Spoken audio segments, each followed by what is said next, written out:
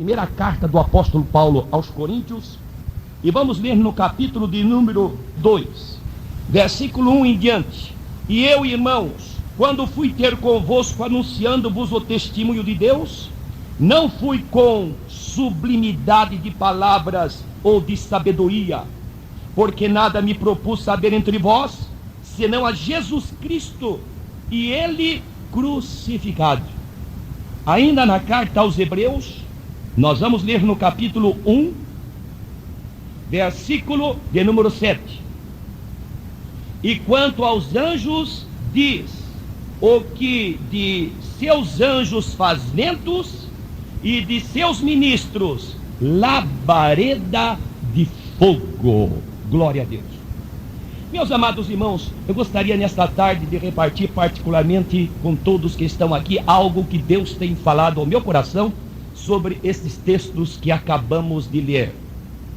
Meus amados irmãos, estou falando aqui a obreiros, homens que estão empenhados no trabalho do Senhor, que de uma ou de outra maneira estão manejando a palavra de Deus para a pregarem, quer às pessoas descrentes, quer aos crentes. E se há uma coisa que tem chamado a minha atenção, é alguma das características bíblicas de uma pregação. Existem diversas características, mas nesta tarde eu gostaria de, com os irmãos, meditarmos em 5 características importantes que precisa haver numa pregação. Minha, tua, nossa, na igreja, no culto ao ar livre, não importa o lugar, aonde estivermos pregando, 5 coisas, entre outras, precisam caracterizar esta pregação que eu e você estamos fazendo. A primeira delas é autoridade. Autoridade, que muitas vezes tem sido confundido com autoritarismo. Autoritarismo é diferente de autoridade. Autoritarismo é eu no púlpito me expressar mais ou menos da seguinte maneira: quem manda aqui sou eu sou pastor aqui, eu falei, está falado. Eu sou uma pessoa autoritária. Às vezes não tenho autoridade, mas estou sendo autoritária. E alguns até dizem: daqui não saio, e daqui ninguém me tira. E são expressões mais ou menos assim, que às vezes nós ouvimos que lá num determinado lugar, lá em determinado canto, alguém está se expressando desta maneira. Isto não é autoridade, é autoritarismo. Afinal de contas, o que é autoridade? Meus irmãos, vamos ver que autoridade, biblicamente falando, significa, entre outras coisas, primeiro, ousadia naquilo que está falando. Abra sua Bíblia no livro de Atos, no capítulo 4, no versículo 13. Atos capítulo 4, versículo 13 diz assim: então eles, vendo a ousadia de Pedro e João, informados de que eram homens sem letras indoutos, se maravilharam e tinham conhecimento de que eles tinham andado com Jesus. Vendo a ousadia. Continuemos no verso 16, dizendo: que havemos de fazer a estes homens? Pois a todos os que habitam em Jerusalém é manifesto que por eles foi feito um sinal notório e que não podemos negar. E continua o versículo 20: porque não podemos deixar de falar daquilo que temos visto e ouvido. Havia uma ousadia. Quando aqueles irmãos, os apóstolos, pregavam a palavra de Deus, eles tinham ousadia nas palavras que pronunciavam. Ainda nesse capítulo 4, versículo de número 29, diz assim: agora pois, ó Senhor, olha para as suas ameaças e concede aos teus servos que falem com toda ousadia a tua palavra.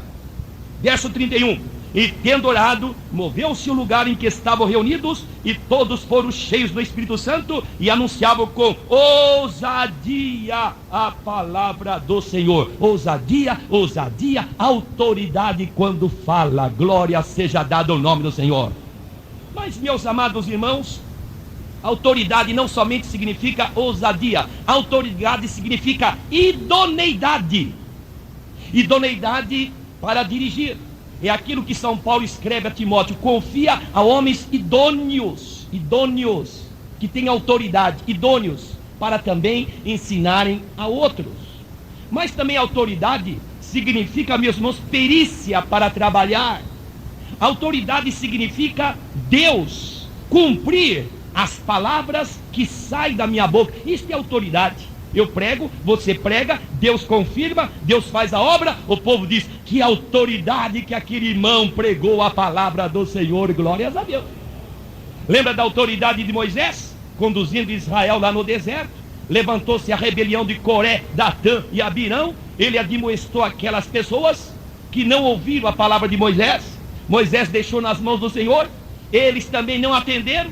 E Moisés abriu a boca e diz: olha, se esses homens aí morrerem, como morrem todos os homens no sentido normal, Deus não falou por minha boca. Mas se Deus fizer uma coisa nova agora, e a terra se abrir, e consumir estes homens, então vocês vão ficar sabendo que Deus falou por minha boca, e que quando eu falo, Deus cumpre a palavra que dela sai.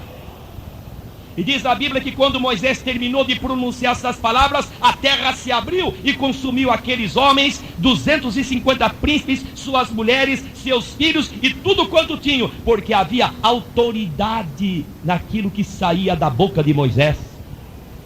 Eu vejo essa autoridade na vida de Paulo, irmãos, que pregando a palavra para o procônsul Sérgio Paulo, havia um perturbador, o Elimas, o encantador, o Bar Jesus, que estava tentando perturbar a pregação. E Paulo pregava e o homem perturbando. Quem sabe mais ou menos ele pregando: Jesus é bom, é mentira, Jesus é o Salvador. Isso é conversa, papel aceita tudo. Mais ou menos seria assim, quem sabe? Perturbando. E Paulo pregando, o homem interessado em ouvir e o camarada ali perturbando. Mas Paulo olhou para aquele homem e disse: ó filho do diabo, até quando não vai deixar de cessar de perturbar os retos caminhos do Senhor? Eis aí contra ti a mão do Senhor e vai ficar cego por algum tempo. E ele terminou de falar, o homem ficou andando às apalpadelas porque não estava enxergando nada. Autoridade. A respeito de Samuel, a Bíblia diz que Deus não deixava cair nenhuma palavra por terra, mas o que ele falava, Deus cumpria infalivelmente. Irmãos, isso é autoridade. Glórias a Deus. É eu e você estamos dirigindo o culto, não importa o lugar, mas quando eu falo, existe ousadia. Quando eu falo, existe idoneidade. Quando eu falo, existe perícia, sabedoria na maneira como eu estou transmitindo. Autoridade é cumprimento de Deus naquilo que eu estou pronunciando, e você também, glórias a Deus. Primeira característica de uma pregação bíblica, genuinamente pentecostal: autoridade. O ensino de Jesus, todos se admiravam, sabe por quê? Ele ensinava com autoridade. Que autoridade? Era a autoridade que tinha Jesus, glória seja dada ao nome do Senhor, cuja autoridade Ele deu a mim, deu a você. Porque, irmãos, de ouvir de falar de religião, o mundo está cheio. Mas quando uma pessoa, um homem, um obreiro do Senhor, abre a boca com autoridade, o povo gruda os olhos, abre os ouvidos e diz: esse homem está falando com uma autoridade que não é dele, glória a Deus. Pode ser loucura, mas irmãos, é loucura para os que perecem, mas para nós que somos salvos é o poder do Senhor, glórias a Deus. Primeira característica de uma pregação bíblica: autoridade, que também significa autoridade moral, porque eu falo e o povo sabe que eu estou vivendo aquilo que eu estou falando. Então vão respeitar e vão ouvir, porque existe eco nas minhas palavras. Porque antes de falar, eles já viram que eu estava vivendo. E é o que fazia Jesus. Antes de pregar, ele vivia. Atos capítulo 1, verso 1, diz que ele fazia e depois ensinava. Fazia e depois ensinava. Amém? Primeiro ponto, autoridade. Segundo ponto, meus amados irmãos, de uma pregação bíblica, é a graça de Deus. Em Atos capítulo 4, já que estamos com ele aberto, vamos ler o versículo 33. E os apóstolos davam com grande poder testemunho da ressurreição do Senhor Jesus, e em todos eles havia abundante graça. Abundante graça. Irmãos, Jesus, quando estava no seu ministério, tinha duas coisas que caracterizavam a sua pregação. Ele era cheio de graça e de verdade. Graça e verdade. Precisamos ter as duas coisas. se tivermos verdade e não tivermos graça, pregamos a Bíblia com todos os versículos certos, com todas as mensagens certas, mas não existe graça. O povo ouve e a mensagem fica sem graça, porque não tem a graça. Também ter somente graça e não ter verdade, a mensagem fica muito fofa, fica muito vazia, fica assim muito subjetiva. Mas quando nós temos graça e verdade, a coisa se completa e o povo dá glória a Deus e a obra de Deus é realizada nos corações. Graça e verdade. Eu comparo a graça e a verdade com aquilo que o bom samaritano levou nas suas mãos quando foi ao encontro do moribundo que estava caído na estrada. Lembra-se da palavra do bom samaritano? O homem descia de Jerusalém para Jericó, caiu na mão do salteador, roubou tudo quanto ele tinha, deixou o homem caído na estrada como morto. O sacerdote passou, não deu a mínima confiança. O levita também não lhe deu nenhuma confiança, passou de largo. Mas o samaritano, um homem que nem era dali, era um estrangeiro, estava de viagem, viu o homem caído na estrada. Quem sabe o homem levantou a cabeça pedindo socorro. O samaritano ficou movido de grande compaixão, desceu da sua cavalgadura e tinha 2 mãos ocupadas, vinho e azeite. E quando ele chegou junto àquele homem, agachou junto a ele, o homem sangrando, cheio de vergões, eu acredito que ele deve ter passado o vinho, que seria como se fosse um álcool. O homem deve ter gritado, deve ter doído mais ainda, mas logo tinha o azeite, irmãos, para abrandar aquelas dores. Glória a Deus. Graça e verdade. Falamos a verdade com a graça, e na graça de Deus nós usamos a verdade. É graça, verdade, verdade e graça. Graça e verdade, verdade e graça. Irmãos, a graça de Deus na nossa vida. Numa pregação bíblica, o obreiro, aquele que vai pregar, tem que estar cheio da graça. Louvado seja o nome do Senhor. Terceira característica de uma pregação: ênfase no nome de Jesus. Meus amados irmãos, o trecho bíblico que lemos aqui, Paulo está escrevendo aos Coríntios: nada me propomos saber entre vós, não quero saber de outro assunto, a não ser Jesus Cristo e este crucificado. Irmãos, ênfase no nome de Jesus. Uma pregação pentecostal, irmãos, é Jesus do começo ao fim. Vamos ver como foi a primeira pregação pentecostal. Abra livro de Atos capítulo 2. Atos capítulo 2, verso 22. O pregador é Pedro. O dia é Pentecoste. O auditório é milhares, praticamente 3.000, quem sabe mais pessoas. Milhares de pessoas estão no auditório. Pregador é Pedro. A pregação cronometrada talvez deve dar 5 minutos, 10 minutos. Mas qual era o conteúdo da pregação? Atos capítulo 2, versículo 22. Vai começar a pregação. Varões israelitas, escutai estas palavras. 2 pontos. Começa agora a pregação, depois de 2 pontos. Primeira palavra: a Jesus. Primeira palavra da pregação. E ele vai pregando. No verso 36 está terminando a pregação. Saiba, pois, com certeza toda a casa de Israel, que a esse Jesus, a quem vós crucificastes, Deus o fez Senhor e Cristo. Começou com Jesus e terminou com Cristo. Pregação bíblica, pregação pentecostal, é Jesus Cristo, do começo ao fim. Glória seja dada ao nome do Senhor. Isso não quer dizer, irmãos, que nós pregamos a mensagem hoje, amanhã pregamos Jesus na cruz, depois de manhã Jesus na cruz, e repetimos sempre aquele texto. Não, nós podemos pregar Jesus Cristo de tantas maneiras. Olhando na Bíblia de Gênesis e Apocalipse, irmão, a gente prega Jesus de tanta maneira. A gente vai no livro de Gênesis, por exemplo, a gente prega Jesus como a semente da mulher. Dali a pouco nós vamos para o livro de Êxodo, nós pregamos Jesus como o sacrifício pascal. Depois vamos para o livro de Levítico, pregamos Jesus como sacrifício expiatório. Depois vamos para o livro de Números, pregamos Jesus como a rocha ferida. Depois vamos para o livro de Deuteronômio, pregamos Jesus como grande profeta prometido. Depois vamos para o livro de Josué, pregamos Jesus como capitão dos exércitos do Senhor. Depois vamos para o livro de Juízes, irmão, pregamos Jesus como libertador. Vamos para o livro de Ruth, pregamos Jesus como parente chegado. Vamos para o 1º e 2º livro de Samuel, pregamos Jesus como sacerdote. Vamos para o 1º e 2º livro de Reis, 1º Crônica, 2º Crônica, Jesus como rei prometido. Depois, irmãos, vamos para Esdras, Neemias, Esther, Jó, Salmo, Provérbios, Eclesiastes, e vamos até Apocalipse. É Jesus, Jesus de um lado, Jesus do outro, Jesus, glória a Deus. E sabe uma coisa, o nome é Jesus, irmão. É o nome que o demônio e o inferno respeita. Se tiver uma pessoa endemoniada, eu falar em nome de Deus, saia, o demônio fica parado e até sorri para a gente. Mas se a gente fala, em nome de Jesus, o inferno estremece e o demônio sai. Jesus, irmão. A gente prega Jesus de muitas maneiras. Sabe, a gente passa aqui no Museu do Ipiranga, todos conhecem, é o lugar histórico da nossa pátria.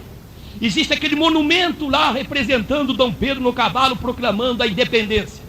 Mas ao lado, ou ao redor daquele monumento, está cheio de holofotes. A gente passa de noite, tinha um holofote que só clareia o chapéu. Outro clareia só o rosto. Outro clareia a costa, a frente. E cada um clareia um ponto.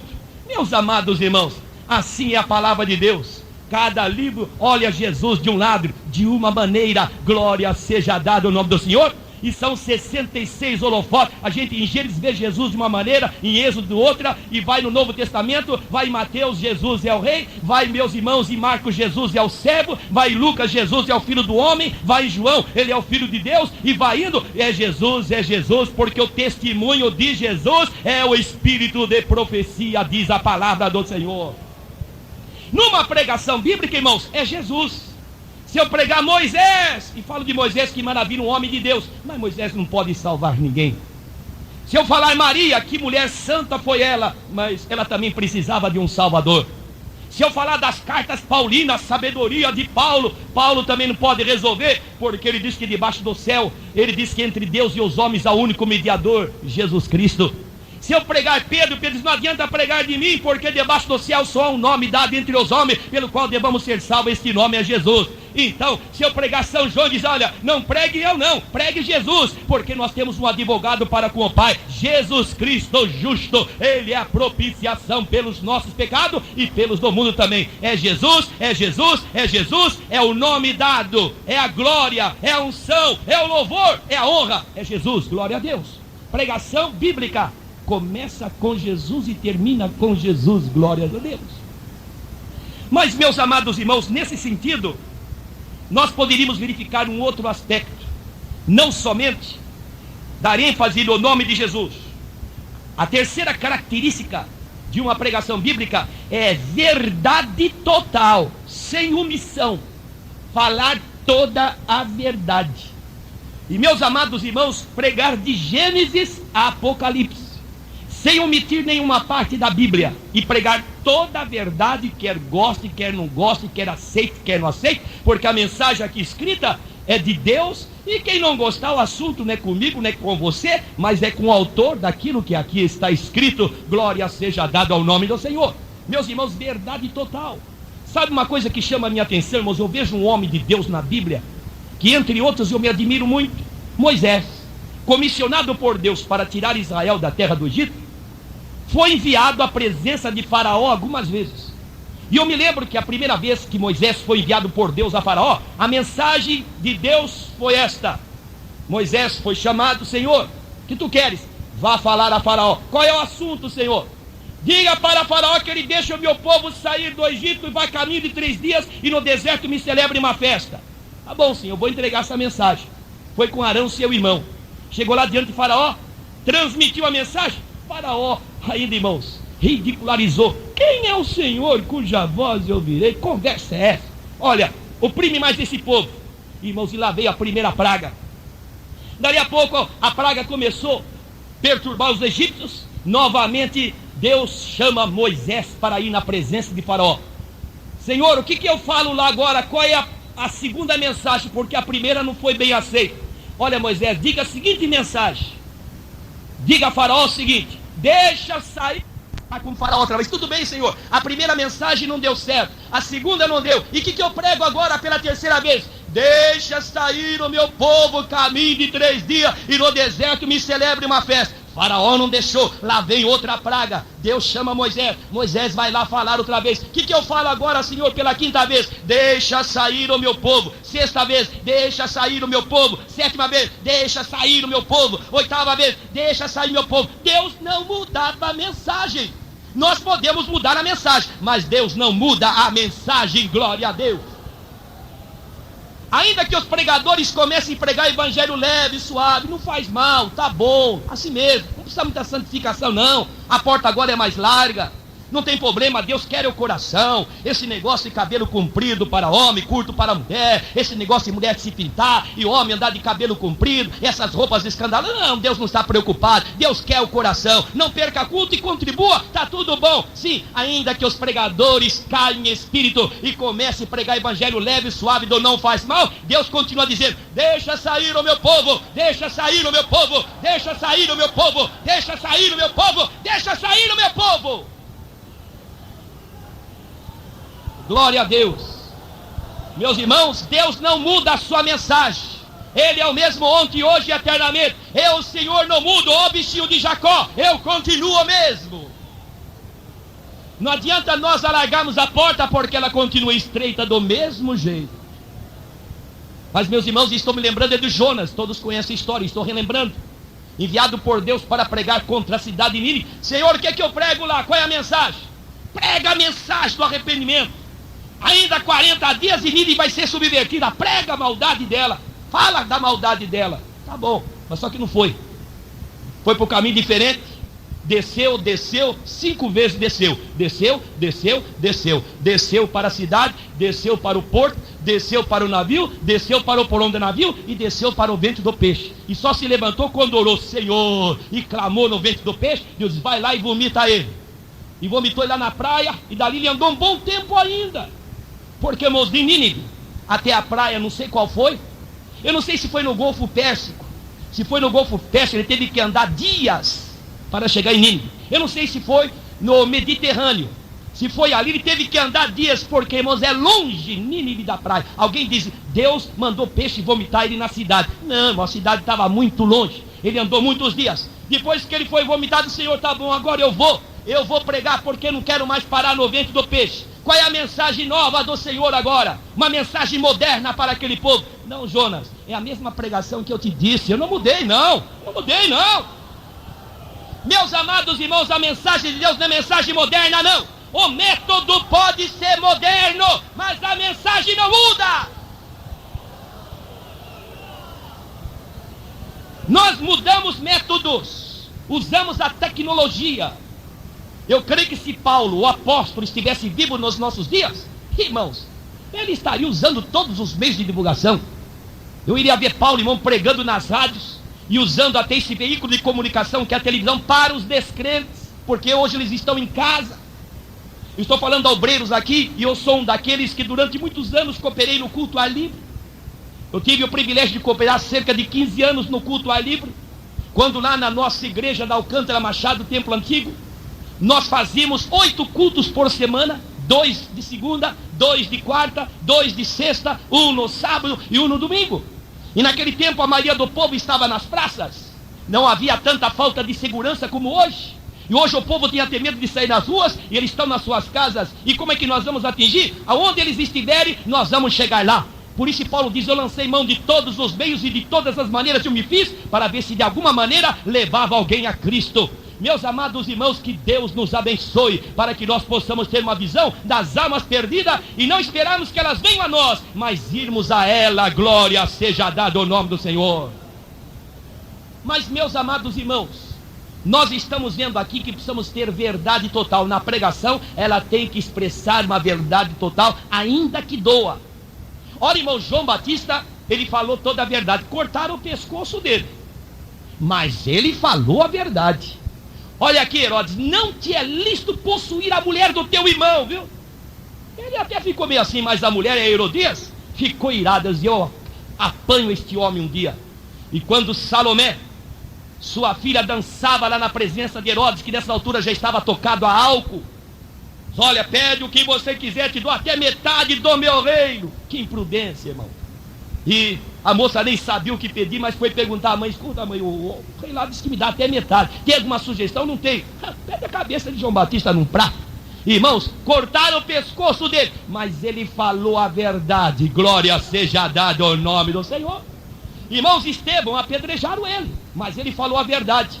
Olha, irmãos, se há uma pregação na Bíblia que eu admiro, é a pregação de Estevão. Olha, irmãos, uma pregação que tem tanta sabedoria, tanto conhecimento bíblico. Era um diácono. Vou até dizer uma coisa para os irmãos: é uma das pregações do Novo Testamento que eu mais admiro, é a pregação do diácono Estevão. Deus lhe revelou coisas que nem a Moisés Deus revelou. Deus revelou a Estevão a primeira chamada de Abraão. Gênesis registra a segunda e não a primeira. Ele teve unção de Deus. No entretanto, quando ele estava rodeado de pessoas na pregação, ele disse: homens de dura cerviz, vocês são como vossos pais, vós sempre resistis ao Espírito Santo. Irmãos, eles tentavam tapar o ouvido, mas não adiantava, a mensagem entrava mesmo com o ouvido tampado. Quando nós falamos a verdade, pode tapar o ouvido, mas a mensagem vai entrar. Glória a Deus! E as pedras começaram a chegar da direita, da esquerda, de cima, de baixo. E Estevão estava agonizante, mas quando olhou para cima, ele viu os céus abertos e viu Jesus em pé, à mão direita de Deus, e agonizante dizia: Senhor Jesus, recebe o meu espírito. Glórias a Deus. Falou a verdade. Glória seja dada ao maravilhoso nome do Senhor. Irmãos, a história do profeta Micaías todos a conhecem, estou relembrando. O rei queria ir na batalha, e os profetas caídos, que eram centenas, tocando as suas buzinas, diziam: ó majestade, pode ir na guerra, Deus está conosco, vitória garantida, sucesso total, inimigo cai por terra. Mas eu disse: será que não tem mais nenhum aí? Tem todos esses, será que não tem mais nenhum? Já tem um lá, nós nem chamamos ele. Micaías é do contra. Ele tem uma palavra dura, áspera, ele sempre é um estraga prazer. Aquele homem não tem jogo de cintura. Aquele homem, em vez de se acomodar com o povão, fazer nome e fazer média, não, ele chega aqui e vai estragando com tudo. Vamos chamar ele. Micaías, o negócio é o seguinte: tem centenas de profetas, estão até pulando e tocando lá o chifre, a buzina, e estão dizendo para o rei Acabe que ele pode ir porque Deus vai dar vitória. Olha, faça a média. Olha, tenha jogo de cintura, rapaz, senão vão te queimar. Fala lá a mesma coisa, senão que Deus me mandar falar lá, eu vou falar. Meus amados irmãos, e quando ele chegou lá, o rei, com toda a sua pompa, até como que menos... Como é? Qual é a palavra? A palavra para mim. Pode ir, pode ir. Fala a verdade, qual a mensagem que você tem? Eis que eu vejo os montes. E começou a descrever numa visão, quadro da fragorosa derrota que Israel teria. Eis que vejo os montes, vejo Israel disperso. E começou a dar os detalhes da derrota que o povo teria. Eles não falei? Está aí, não tem jogo de cintura, está sempre queimado, está aí na prateleira, porque se ele ficasse na média, ele teria que ter posição. E tem gente, irmãos, que por causa da posição fica fazendo média com esse e com aquele, se omite da verdade, fica fazendo média com a igreja, porque tem uma família importante, não quer falar a verdade. Irmão, fala a verdade em nome do Senhor. Sabe o que vai acontecer? Vão te chamar de fanático. Vão te chamar de fanático. Já não te chamaram de fanático algumas vezes? Porque hoje, meus irmãos, quando alguém procura zelar pela doutrina e falar a verdade, ele ficou fanático. Ele não tem jogo de cintura. Mas acho que Micaías está ali para nos dar um exemplo muito grande. Fale a verdade, aconteça o que acontecer. Morra, mas fale a verdade. Morra, mas fale a doutrina. Morra, mas instrua o povo. Morra, mas deixa o povo instruído a respeito da vontade do Senhor. Não se omita, irmão. Glória a Deus. E o rei diz: não falei, esse homem estraga prazer. Ele podia até ter posição no meu reino, quem sabe, uma linguagem nossa. Ele seria até presbítero aqui. Vai desse jeito aí, não vai alcançar nunca nada. Já seria até pastor aqui na nossa igreja. Mas é do contra, ele não joga no nosso time, como diz a linguagem aí do povo. Ele não veste a nossa camisa. Ele é do contra, não tem jogo de cintura. Ele podia ser mais maleável, é inflexível. É melhor ser inflexível, irmãos, e falar a palavra de Deus, goste ou não goste, glórias ao nome do Senhor. São Paulo diz assim: se eu estivesse agradando aos homens, eu não seria servo de Cristo. Agrade a Deus, irmãos, e deixa acontecer o que acontecer, Deus se responsabilizará. Esse homem não contra, põe ele na cadeia, só dá pão e água para ele. E quando eu voltar, vou ver o que é que eu faço com esse homem. O profeta diz: se tu voltares aqui em paz, Deus não falou por minha boca. Sabe uma coisa? Ele nunca voltou porque morreu lá no campo de batalha.